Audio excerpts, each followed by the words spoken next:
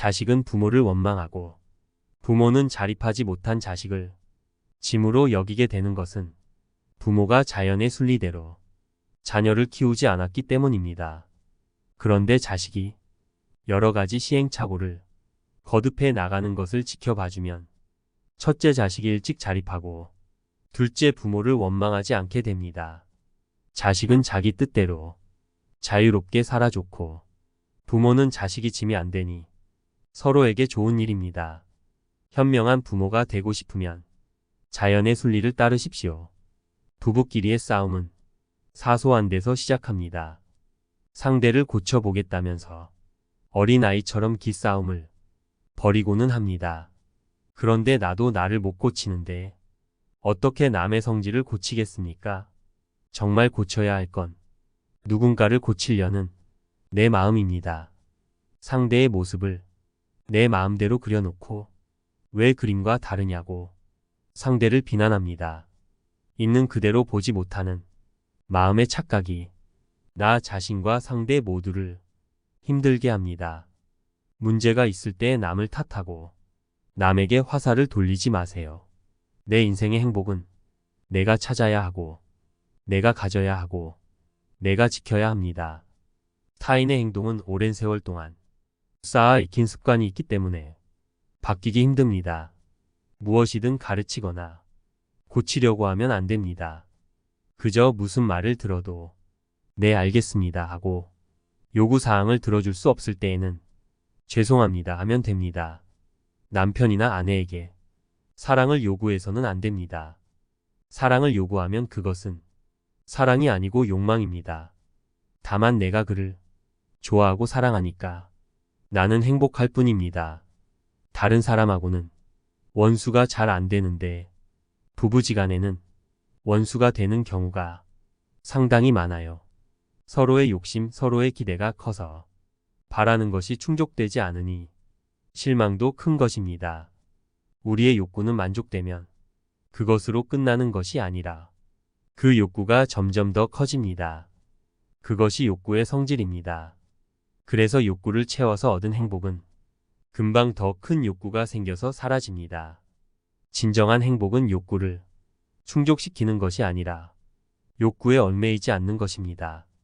우리는 자기에게 필요한 것, 자기 기호에 맞는 것만 들으려고 하지 그 외의 소리는 듣기 싫어합니다.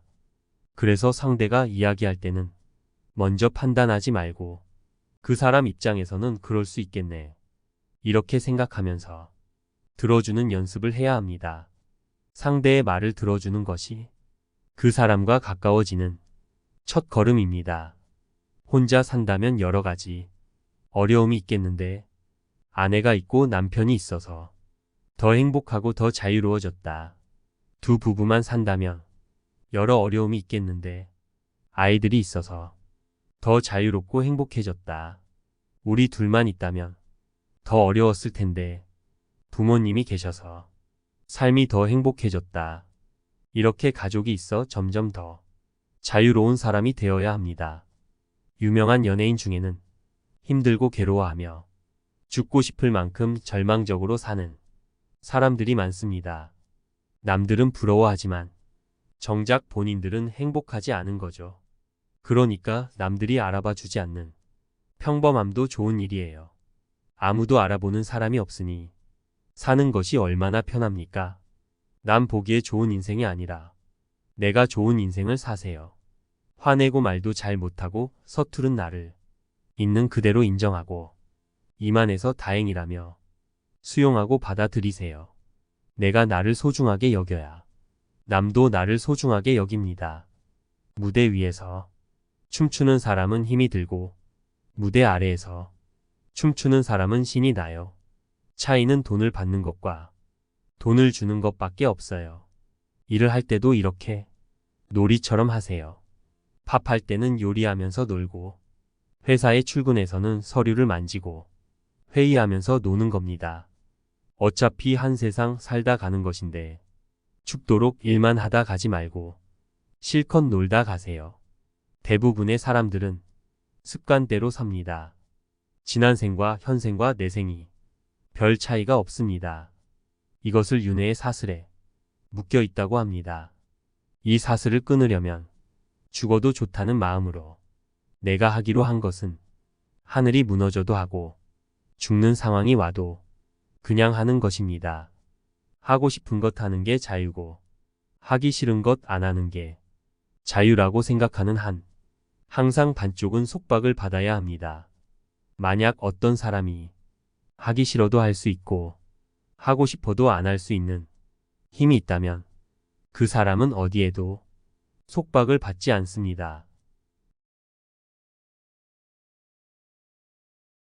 자식은 부모를 원망하고 부모는 자립하지 못한 자식을 짐으로 여기게 되는 것은 부모가 자연의 순리대로 자녀를 키우지 않았기 때문입니다. 그런데 자식이 여러 가지 시행착오를 거듭해 나가는 것을 지켜봐주면 첫째 자식이 일찍 자립하고 둘째 부모를 원망하지 않게 됩니다. 자식은 자기 뜻대로 자유롭게 살아줬고 부모는 자식이 짐이 안 되니 서로에게 좋은 일입니다.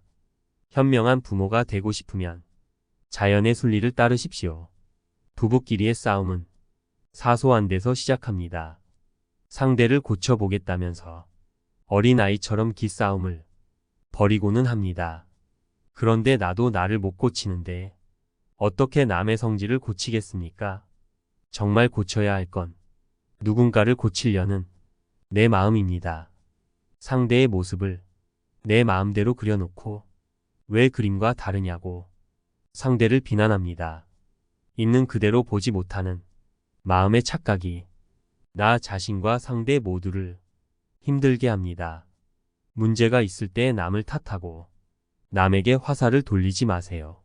내 인생의 행복은 내가 찾아야 하고 내가 가져야 하고 내가 지켜야 합니다. 타인의 행동은 오랜 세월 동안 쌓아 익힌 습관이 있기 때문에 바뀌기 힘듭니다. 무엇이든 가르치거나 고치려고 하면 안 됩니다. 그저 무슨 말을 들어도 네 알겠습니다 하고 요구사항을 들어줄 수 없을 때에는 죄송합니다 하면 됩니다. 남편이나 아내에게 사랑을 요구해서는 안 됩니다. 사랑을 요구하면 그것은 사랑이 아니고 욕망입니다. 다만 내가 그를 좋아하고 사랑하니까 나는 행복할 뿐입니다. 다른 사람하고는 원수가 잘 안 되는데 부부지간에는 원수가 되는 경우가 상당히 많아요. 서로의 욕심, 서로의 기대가 커서 바라는 것이 충족되지 않으니 실망도 큰 것입니다. 우리의 욕구는 만족되면 그것으로 끝나는 것이 아니라 그 욕구가 점점 더 커집니다. 그것이 욕구의 성질입니다. 그래서 욕구를 채워서 얻은 행복은 금방 더 큰 욕구가 생겨서 사라집니다. 진정한 행복은 욕구를 충족시키는 것이 아니라 욕구에 얽매이지 않는 것입니다. 우리는 자기에게 필요한 것, 자기 기호에 맞는 것만 들으려고 하지 그 외의 소리는 듣기 싫어합니다.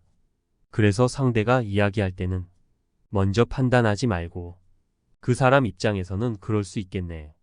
이렇게 생각하면서 들어주는 연습을 해야 합니다.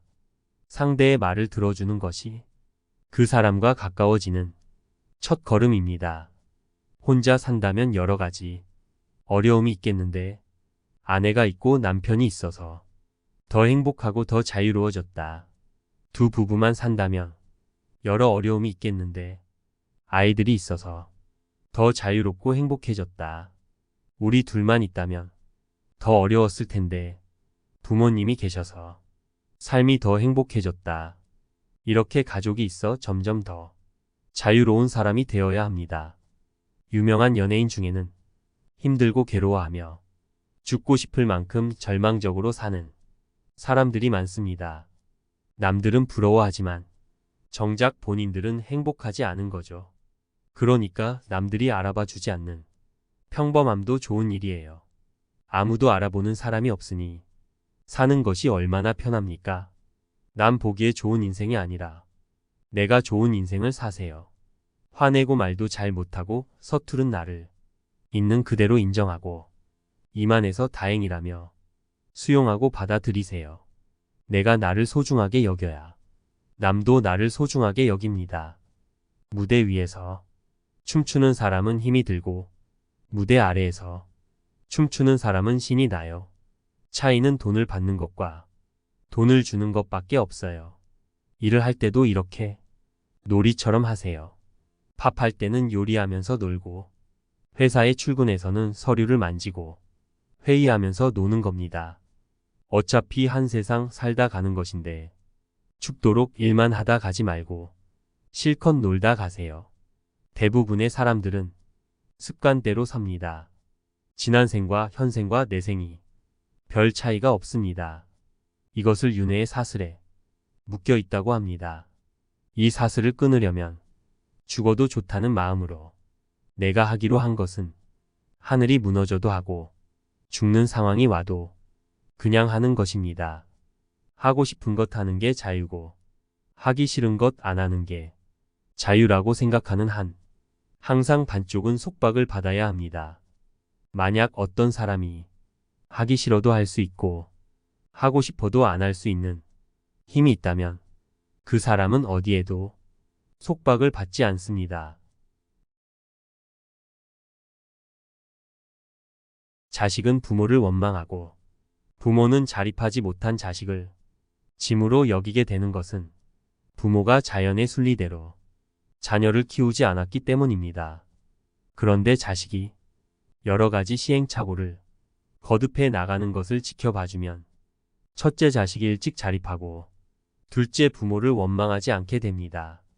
자식은 자기 뜻대로 자유롭게 살아줬고 부모는 자식이 짐이 안 되니 서로에게 좋은 일입니다. 현명한 부모가 되고 싶으면 자연의 순리를 따르십시오. 부부끼리의 싸움은 사소한 데서 시작합니다. 상대를 고쳐보겠다면서 어린아이처럼 기싸움을 벌이고는 합니다. 그런데 나도 나를 못 고치는데 어떻게 남의 성질을 고치겠습니까? 정말 고쳐야 할 건 누군가를 고치려는 내 마음입니다. 상대의 모습을 내 마음대로 그려놓고 왜 그림과 다르냐고 상대를 비난합니다. 있는 그대로 보지 못하는 마음의 착각이 나 자신과 상대 모두를 힘들게 합니다. 문제가 있을 때 남을 탓하고 남에게 화살을 돌리지 마세요. 내 인생의 행복은 내가 찾아야 하고 내가 가져야 하고 내가 지켜야 합니다. 타인의 행동은 오랜 세월 동안 쌓아 익힌 습관이 있기 때문에 바뀌기 힘듭니다. 무엇이든 가르치거나 고치려고 하면 안 됩니다. 그저 무슨 말을 들어도 네 알겠습니다 하고 요구사항을 들어줄 수 없을 때에는 죄송합니다 하면 됩니다. 남편이나 아내에게 사랑을 요구해서는 안 됩니다. 사랑을 요구하면 그것은 사랑이 아니고 욕망입니다.